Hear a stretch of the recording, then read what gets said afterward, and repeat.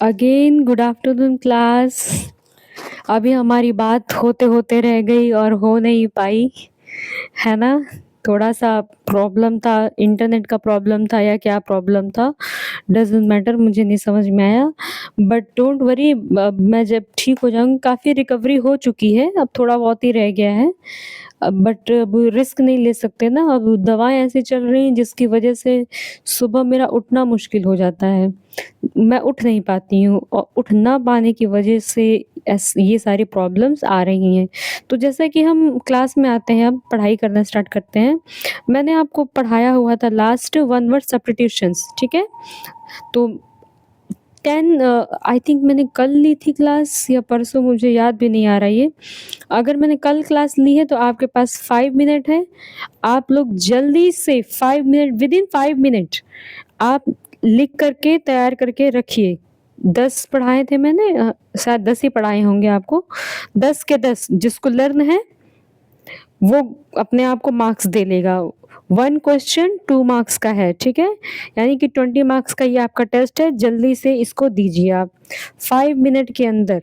Within 5 minute अगर आपने लिख लिया इसको, जो लिख लिया, कॉपी क्रॉस चेक होंगी। क्रॉस चेक होने का मतलब होता है कि एक दूसरे की कॉपियाँ चेक करेंगे, खुद चेक नहीं करेंगे आप।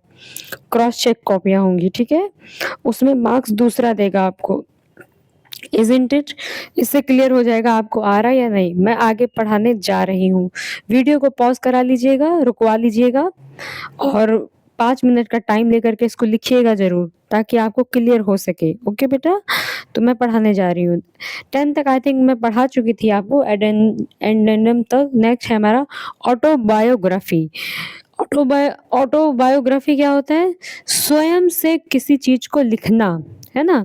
लोग कोई डायरी बनाता है, खुद लिखता है, तो उसी को ऑटोबायोग्राफी कहते हैं। एक बायोग्राफी होता है, जैसे कि महात्मा गांधी अब जिंदा नहीं रहे, लेकिन उनके बारे में अब जो कोई लिखेगा वो किस में जाएगा? बायोग्राफी में वो जाएगा, ठीक है।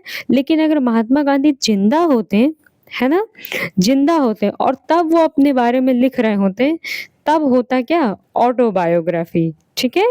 तो ये वही ऑटोबायोग्राफी। अ लाइफ क्या है? Example, a life story of a person written by self, खुद के द्वारा लिखी गई मतलब स्टोरी या खुद के बारे में लिखा गया, ठीक है। नेक्स्ट है हमारा एनिवर्सरी। ये तो कौन नहीं जानता, मुझे नहीं मालूम, इसके बारे में हर एक किसी को पता है एनिवर्सरी क्या होता है। मैरिज एनिवर्सरी क्या होती, बताइए। और ऐसा नहीं है कि केवल शादी के लिए एनिवर्सरी का यूज़ किया जाता है, बहुत सी चीज़ों के लिए, जिसका 1 साल पूरा हो जाए उसके लिए एनिवर्सरी का यूज़ किया जाता है। जैसे साल बीतते उसके लिए एनिवर्सरी का यूज़ किया जाता है। आई बात समझ में? और ख़ास तौर पे इन सब की आप स्पेलिंग ज़रूर लर्न कीजिएगा। स्पेलिंग ना लर्न करने से थोड़ी दिक्कत हमको आ सकती है। एग्नोस्टिक, एग्नोस्टिक नेक्स्ट है हमारा एग्नोस्टिक। क्या होता है? अज्ञेयवादी। अज्ञेयवादी, इसका सोचने का तरीका अलग होता है। ये सोचता है, एक मिनट बेटा, शोर हो रहा, मुझे वीडियो पॉज करना पड़ेगा।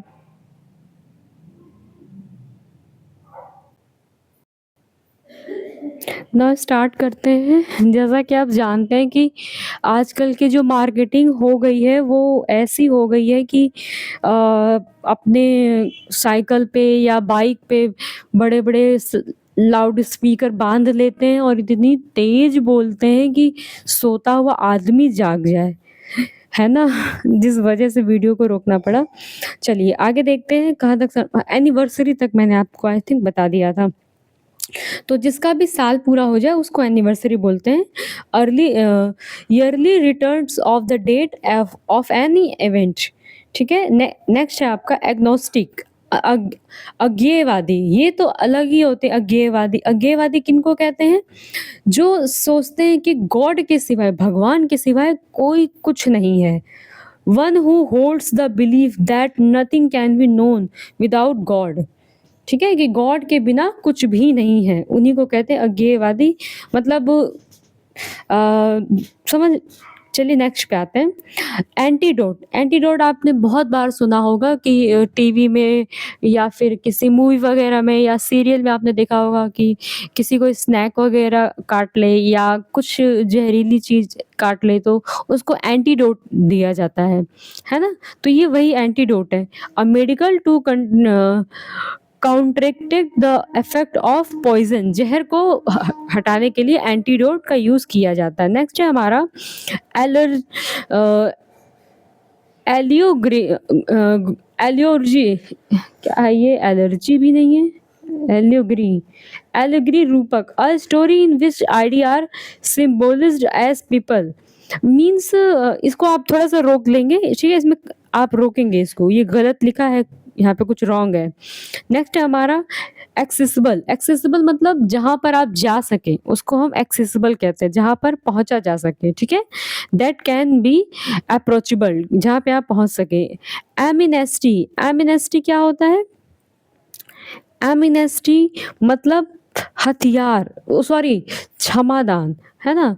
आप मुझे बताएंगे एमिनेस्टी का अधिकार किसको है पॉलिटिक्स में? क्षमादान देने का अधिकार किसको है? चिल्ला करके आंसर दीजिएगा, विशाल सर तक आवाज जानी चाहिए कि क्षमादान किस आर्टिकल में आता है और किसको अधिकार है क्षमादान देने का, और किसी को नहीं है उनके अलावा क्षमादान, तो उनको क्या कहेंगे हम? एसेसिबल, ठीक है? नेक्स्ट है हमारा एमिनेस्टी, एमिनेस्टी सॉरी। नेक्स्ट है हमारा एरिस्टोक्रेसी, एरिस्टोक्रेसी उसको कहते हैं जहाँ पर अमीर लोग जो होते हैं जिनके पास पैसे बहुत होते हैं उनका साम्राज्य मतलब राज्य चल रहा होता है। जैसे कि अब तो नहीं ऐसा है, लेकिन पहले बहुत बहुत पहले जब ब्रिटिशर्स हमारे यहाँ रूल करने आए थे, रूल करने वो इसीलिए आए थे क्योंकि वहाँ पे अमीर लोग आ गए थे, उनके पास पैसा था और वो सामान चाहते थे, इसलिए उन्होंने अपने लोगों को दूसरे दूसरे कॉन्टिनेंट में भेजा और वहाँ पर अधिकार करवाया लोगों अपने मतलब लोगों के द्वारा, ब्रिटिशर्स के द्वारा, है ना? तो उसी को हम बोलते हैं क्या? एरिस्टोक्रेसी। नेक्स्ट है आपका अल्ट्रस्टी, अल्ट्रस्टी मतलब परोपकारी, जो दूसरों पर परोपकार करे, परोपकार मतलब दूसरों पर उपकार करने वाला को परोपकारी कहते हैं। A person who thinks unselfishly for others, जो बिना किसी मतलब स्वार्थ के दूसरों पे उपकार करे, उसी को हम परोपकारी कहते हैं, है ना? नेक्स्ट है हमारा नेक्स्ट एक्वेटिक, एक्वेटिक मतलब पानी में रहने वाला, सीधी सी बात है, जो पानी में रहता है उसी को एक्वेटिक बोलते हैं।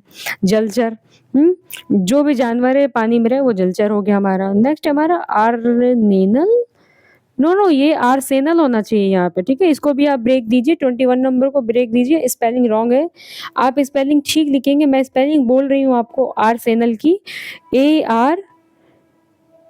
ARSENAL, आर्सेनल मतलब हथियार होते हैं, ARSENAL, आर्सेनल, आर्सेनल मतलब हथियार, सेना के हथियार, उसको आर्सेनल कहा जाता है, ठीक है? जो युद्ध के समय काम आता है।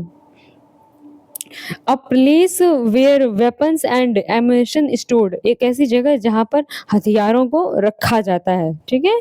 नेक्स्ट है हमारा एनाटॉमी, एनाटॉमी मतलब शरीर की संरचना, साइंटिफिक एग्जाम्पल है आपका scientific study of the structure of animal bodies, जैसे शरीर की रचना को जिसमें हम पढ़ते हैं उसको हम एनाटॉमी बोलते हैं। ओके, तो ये आपके 22 है, मुझे खैर 20 पढ़ाने थे, मैंने 2 और पढ़ा दिए, एक तरफ का मैंने फिनिश कर दिया, अब सेकेंड रह गया है, दूसरी तरफ का पढ़ने का रह गया है हमारे पास, ठीक है? वन वर्ड सब्स्टिट्यूशंस में।